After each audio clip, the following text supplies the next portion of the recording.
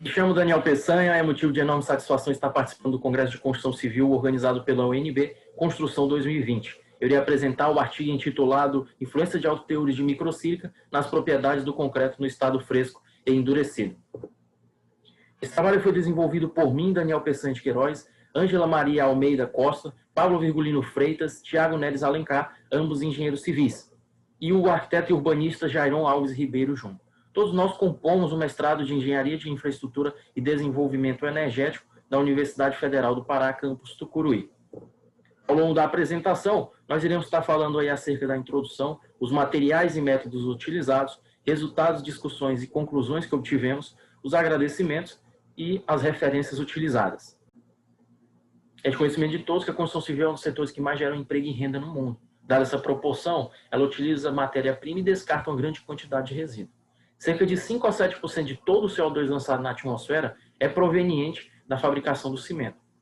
Diante disso, em especial com relação ao cimento, diversos pesquisadores têm buscado materiais alternativos que substituam parte do cimento no concreto, buscando a redução dos impactos ambientais e, consequentemente, no melhoramento do concreto. Diante disso, o objetivo do nosso trabalho é analisar a influência dos altos teores de microsílica nas propriedades do concreto no estado fresco e endurecido. A microsílica é um subproduto da produção de ferro-silício, sendo assim um resíduo do processo fabril. E ela garante dois principais benefícios ao concreto, que é o aumento da resistência do concreto, em virtude da interação química da microsílica com hidróxido de cálcio, que garante a produção adicional de silicato de cálcio, elevando a resistência do concreto. O outro ponto é o efeito físico chamado filler. Ele é garantido pela finura da microsílica, a sua distribuição granulométrica, a redução de vazios entre os grãos de cimento, porque ela tem uma dimensão menor do que o grão de cimento, e também menor permeabilidade. Ela garante uma menor permeabilidade, visto que ela atua ocupando espaços que outrora eram ocupados por água ou ar. E a densificação do cimento e da zona de transição, sendo esta última um ponto de fragilidade quando o concreto é submetido a esforços. Essas três figuras, elas ilustram aqui o primeiro, a parte de cimento sem a composição da microsílica. A segunda, uma composição ideal aí em torno de 10% de microsílica, onde a gente percebe que ela ocupa bem os espaços. E a terceira ilustração, ela exibe a microsílica com um alto teor, né, aí em torno de 15 acima. Então, os diversos autores comprovam que o alto teor de microsílica, ela não é benéfica para a composição. Nos materiais e métodos, o programa experimental foi realizado no Laboratório de Engenharia Civil da Universidade Federal, campus Tucuruí, denominado LEC. Os materiais utilizados foram cimento CP2E32, microsílica, areia média com módulo de finura de 2,75, brita 1, com diâmetro máximo de 19 mm, e água. Para a dosagem, nós determinamos o concreto com FCK de 30 MPa aos 28 dias de idade. O traço utilizado foi aproximadamente 1 de cimento, 2 de areia, 3 de brita e fator água-cimento de 0,5. O teor de microsílica em relação à massa de cimento foi de 0 para o concreto de referência, 7,5% e 15% de microsílica em substituição ao cimento. No total foram obtidos aí 36 corpos de prova, cilíndrico com diâmetro de 10 cm por 20 cm de altura. Posteriormente foi realizada a preparação do concreto. Os ensaios no estado fresco foi o slump test, tempo de pega, massa específica e teor de ar incorporado. Consequentemente, realizamos a moldagem, adensamento, desmoldagem e cura úmida dos corpos de prova.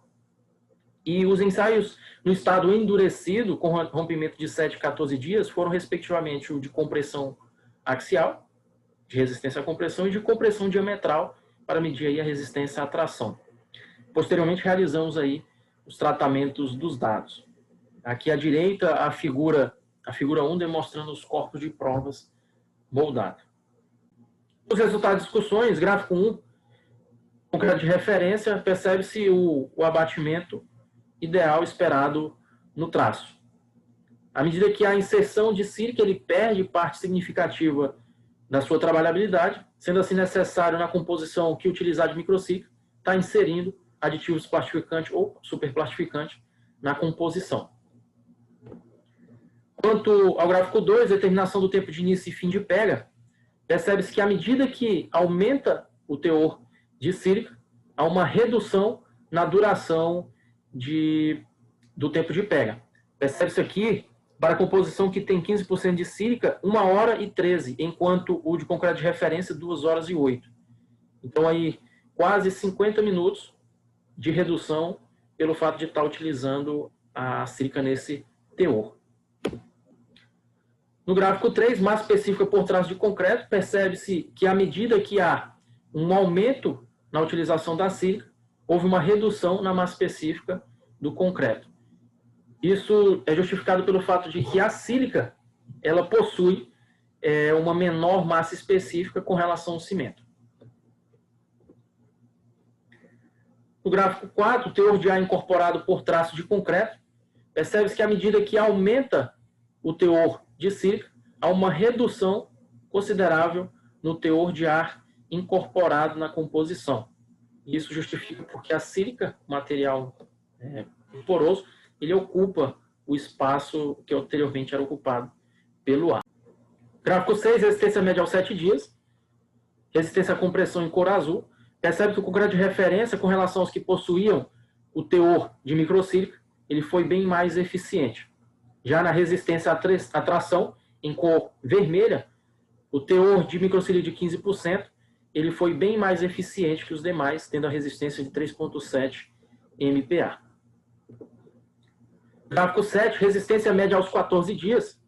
O que mais chamou a atenção foi o ganho significativo de resistência do concreto que tinha 15% de microsílica, onde ele teve um avanço de 14 para 20, cerca de 30 a 40% da sua resistência anterior.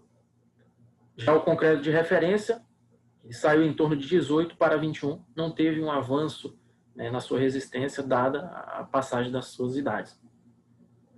Já na resistência à tração, ele ainda obteve um pouco mais de resistência, e o que tinha maior teor de microsílica continuou sendo mais eficiente quanto à resistência à tração com relação aos demais. Nossas conclusões, como falado anteriormente, o objetivo das nossas pesquisas era justamente estar trabalhando com a microsílica, em virtude de ser um dos materiais alternativos para diminuir o consumo do cimento, visando também a redução dos impactos ambientais e, consequentemente, o melhoramento do concreto. Percebemos que, no desenvolver da pesquisa, os traços com maior teor de microsílica apresentaram uma menor permeabilidade e porosidade, o que beneficia o cobrimento das armaduras e a durabilidade do concreto sujeito a ambientes agressivos, beneficiando aí o chamado cobrimento do concreto, em estrutura de concreto armado. O corpo de prova com microsílica, os corpos de prova com microsílica apresentaram maior ganho de resistência à tração e compressão em comparação às amostras de referência ao longo do tempo. Então, inicialmente, eles não tiveram um bom rendimento quanto à resistência, mas a partir das maiores idades, eles conseguiram obter um avanço na sua resistência de maneira considerável.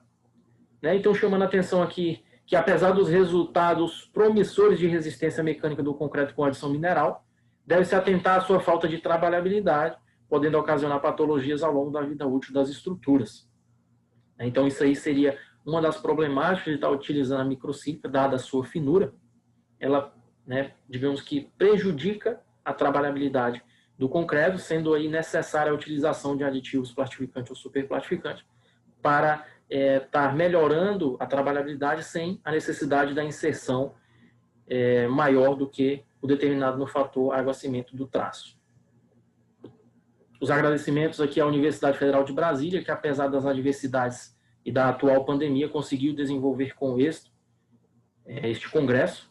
A Universidade Federal do Pará, pelo desempenho, por nos auxiliar no desenvolvimento do nosso projeto, e a CAPES e a CNPq pelo suporte financeiro. Aqui está algumas das nossas referências utilizadas tanto na apresentação quanto no artigo. Gostaria de mais uma vez agradecer a oportunidade e muito obrigado.